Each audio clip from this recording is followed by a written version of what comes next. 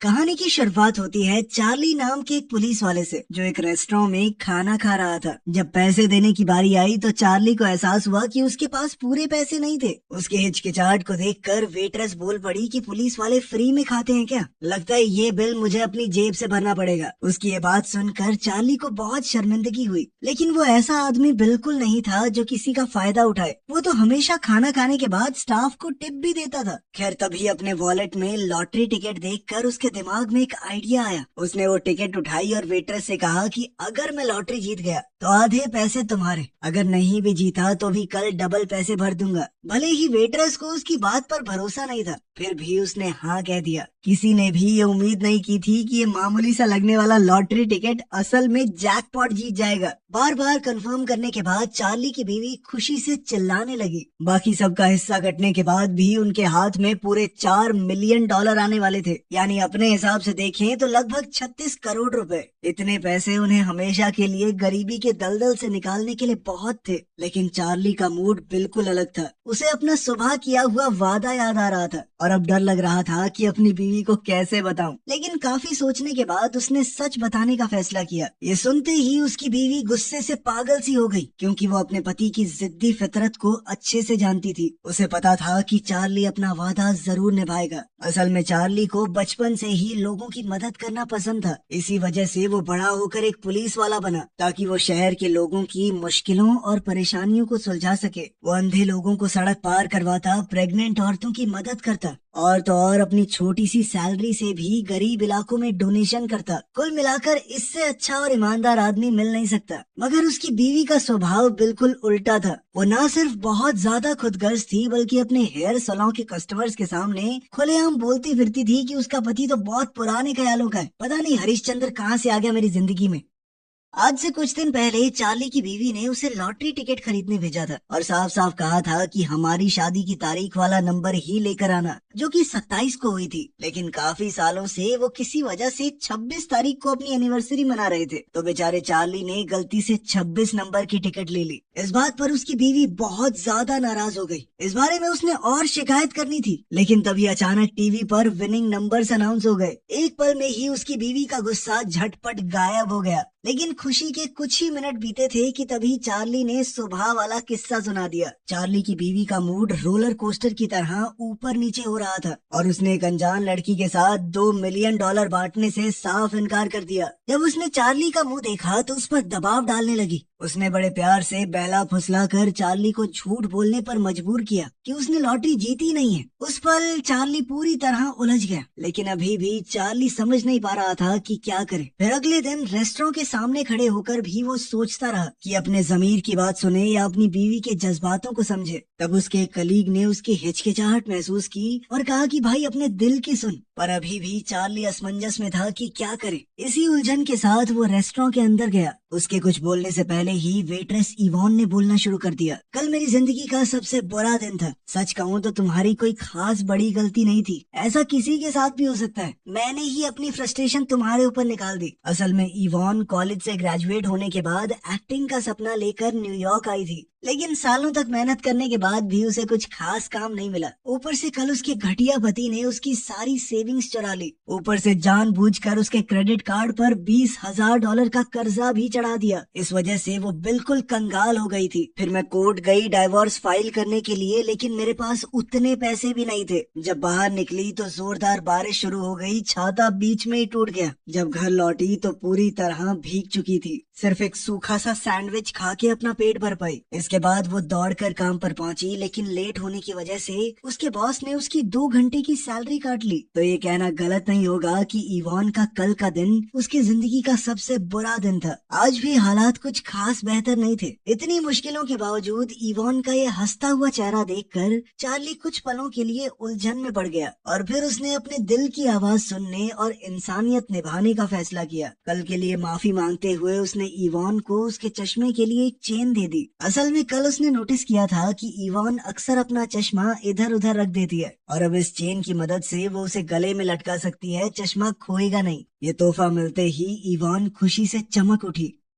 अब धीरे धीरे उसका चार्ली पर भरोसा बढ़ रहा था। इसके बाद चार्ली ने एक बार फिर से किस्मत का फैसला इवान के हाथ में रख दिया और कहा कि तुम फैसला करो कि तुम्हें खाने के पैसे डबल चाहिए या फिर लॉटरी के प्राइज मनी का आधा। इवान ने अपनी बदकिस्मत जिंदगी को देखते हुए सोचा कि मैं लॉटरी कभी नहीं जीतने वाली और वो चार्ली की अच्छाई का फायदा भी नहीं उठाना चाहती थी, इसीलिए उसने कहा कि खाने के 2 गुने पैसे दे दो। लेकिन अगले ही पल चार्ली ने प्यार से कहा कि मैंने 4 मिलियन की लॉटरी जीती है। पहले तो इवान को इस बात पर बिल्कुल भरोसा नहीं हुआ। उसने चार्ली से कहा कि मेरी गरीबी का मजाक मत उड़ाओ। लेकिन जब उसने दोबारा पूरे यकीन के साथ बात दोहराई तब इवान अपनी खुशी को रोक नहीं पाई और खुशी के मारे कूदने लगी। इवान ने न सिर्फ रेस्टोरेंट के हर आदमी को गले लगाया बल्कि खुलेआम ऐलान कर दिया कि आज का लंच सबके लिए फ्री है और इतना ही नहीं, हर कस्टमर को एक एक आइसक्रीम भी दे दी। इवान को इतना खुश देखकर चार्ली को भी सुकून मिला कि उसने झूठ नहीं कहा। बाहर खड़ा उसका कलीग भी ये देखकर काफी खुश था। लेकिन जैसे ही चार्ली की बीवी को ये बात पता चली वो आग उगलने लगी। जब वो प्राइज लेने जा रहे थे तो वो बस में भी बिना रुके चार्ली पर चिल्लाती रही और चार्ली ने पहले ही सबका तोड़ सोच रखा था। वो पहले से जानता है कि उसकी बीवी को शो ऑफ करना कितना पसंद है, इसीलिए उसने सलाह दी कि जब अवार्ड मिलेगा ना तो स्टेज पर तुम खुद बोल देना कि मैं आधा पैसा इवान नाम की इस गरीब लड़की को देना चाहती हूँ।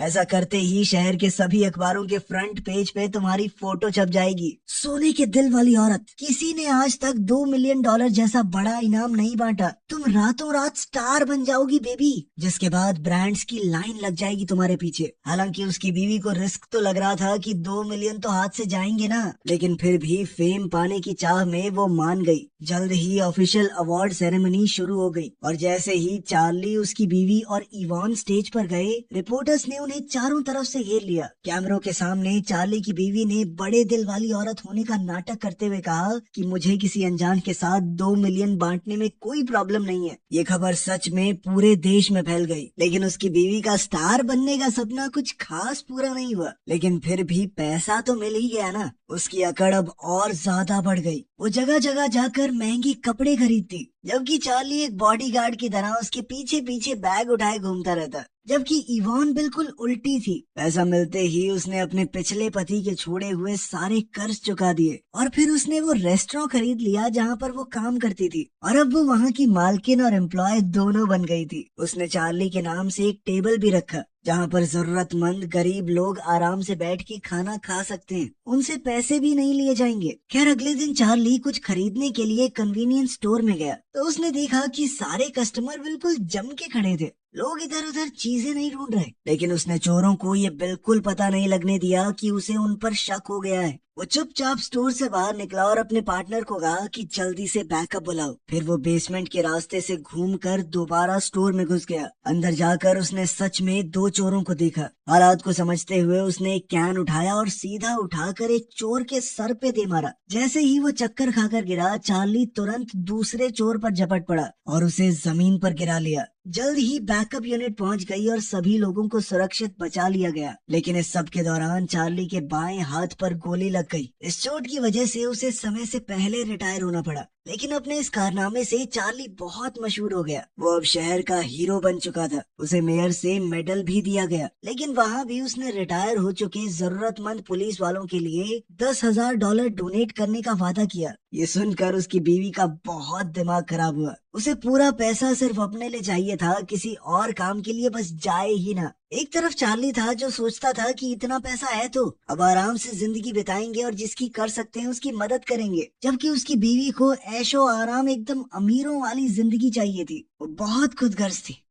खैर, उसी दिन लॉटरी कंपनी ने चार्ली को उसके परिवार के साथ एक यार्ड पार्टी के लिए बुलाया। इस शोर शराबे के बीच कई रईस लोग मौजूद थे। वहीं एक सफेद दाढ़ी वाला आदमी बता रहा था कि स्टॉक मार्केट में उसने कितना पैसा कमाया। पैसों की बात सुनते ही चार्ली की बीवी तुरंत उसके सामने पहुंच गई और बातों बातों में उससे पूछने लगी कि क्या क्या देखना होता है स्टॉक्स में, और वो बातें लिखने लग गई। खैर, चार्ली को जल्दी से अमीर बनने के इन तरीकों में कोई इंटरेस्ट नहीं था। वो अकेला इस भीड़ से दूर चला गया जहाँ उसने इवान को एक टैक्सी ड्राइवर से झगड़ते हुए देखा। अब वो इवान की मदद करने के लिए बोट से नीचे उतर गया। अब इस झगड़े को सुलटाने के लिए जब वो नीचे उतरा तो पीछे से यार्ड निकल गई और वो दोनों वहीं छूट गए। इवॉन को बहुत पछतावा हुआ कि मेरी वजह से आपकी पार्टी मिस हो गई, लेकिन चार्ली को वैसे भी उन अमीरों की बातें सुनने में कोई दिलचस्पी नहीं थी, जबकि उसकी बीवी ने उसे 1% मिस नहीं किया। वो तो अमीर लोगों के बीच में ज्यादा खुश थी। उधर इवॉन और चार्ली भी खाना खाने बैठ गए। पास ही में एक रोमांटिक सी शादी चल रही थी, जिसे देखकर दोनों थोड़े इमोशनल हो गए। इवॉन ने बताया कि मेरा पति पहले मुझसे बहुत प्यार करता था, लेकिन धीरे धीरे उसके झूठ और फरेब ने हमारे रिश्ते को खराब कर दिया।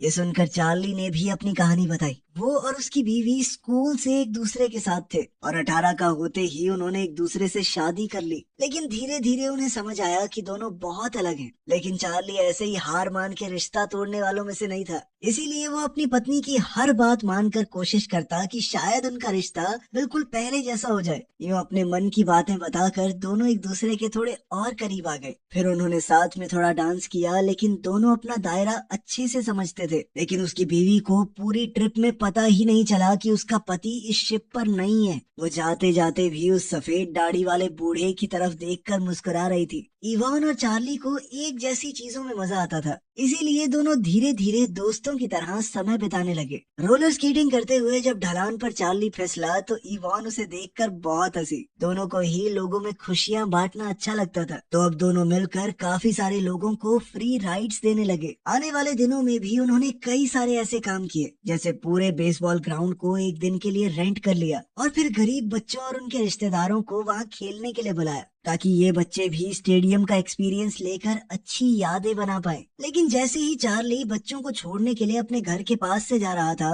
तभी ऊपर से उसकी बीवी उसके कपड़े फेंकने लगी। दरअसल चार्ली और इवॉन की फोटो अखबार में छपी थी, जिसे देखकर उसकी बीवी ने तुरंत मान लिया कि दोनों के बीच में कुछ चल रहा है। चार्ली ने समझाने की कोशिश की, लेकिन उसने नहीं सुना। उसने सीधे तौर पर कहा कि मुझे डाइवोर्स चाहिए। वो चार्ली पर चिल्लाने लगी कि तू एक नंबर का निठल्ला है। अगर मैं तुझे लॉटरी टिकट खरीदने को ना बोलती, तूने तो कभी लेनी भी नहीं थी, और तेरी उस नौकरी से तो हम गरीब ही रहते। इतना निठल्ला आदमी मैंने जिंदगी में नहीं देखा। तो दिमाग से गरीब है। चार्ली समझ चुका था कि इवॉन का तो बस बहाना है, उसकी बीवी उसे पसंद ही नहीं करती अब, इसलिए उसने भी बात मानते हुए डाइवोर्स के लिए हाँ कर दी।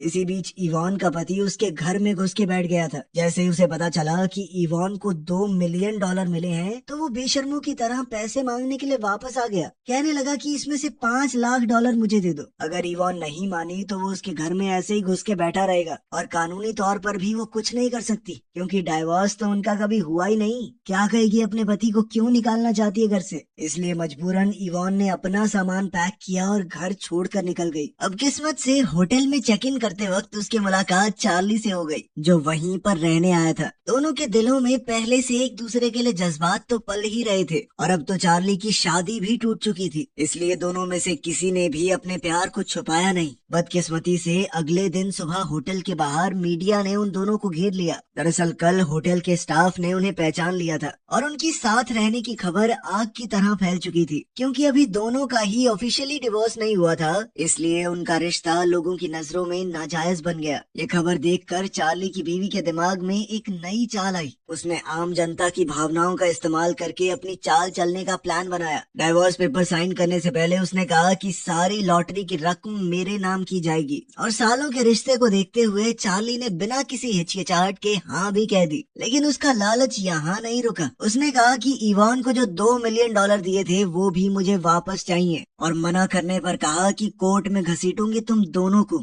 चार्ली को लगा कि ये बहुत ज्यादा हो रहा है, तो उसने गुस्से में आगे बढ़ते हुए अपनी बीवी का हाथ पकड़ लिया कि चलो कुछ बात करनी है। लेकिन इतना बहुत था उसके ऊपर झूठा इल्जाम लगाने के लिए।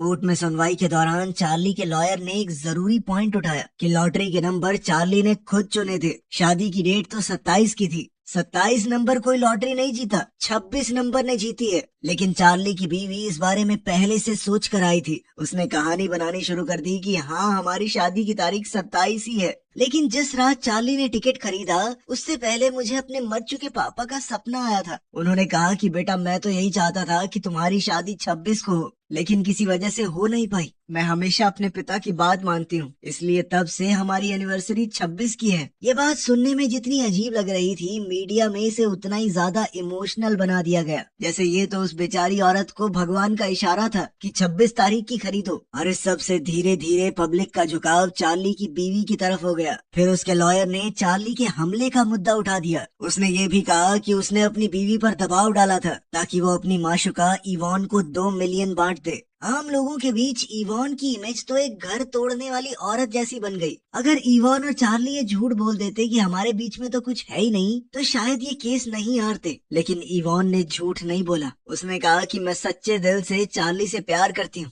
इस तरह कई दिन की सुनवाई के बाद चार्ली की बीवी को पब्लिक की सिंपैथी मिल गई कि बेचारी के आधे पैसे तो छीने ही पति भी छीन लिया। इतने स्ट्रॉन्ग पब्लिक ओपिनियंस की वजह से फैसला बीवी के हक में चला गया। कोर्ट के बाहर रिपोर्टर्स की भीड़ लगी हुई थी और इवॉन पब्लिक प्रेशर के चलते जल्दी से वहां से भाग गई। चार्ली ने उसे कई बार पुकारा, लेकिन इवॉन ने पीछे मुड़कर नहीं देखा। वो रिपोर्टर्स और दुनिया के कड़वे शब्दों को सुन नहीं पा रही थी। उसके और चार्ली के सच्चे प्यार को बदनाम कर दिया गया। इधर इवॉन की चिंता में चार्ली रात के अंधेरों में बार बार उसके दरवाजे तक जाता, लेकिन उसे वो कभी मिली ही नहीं।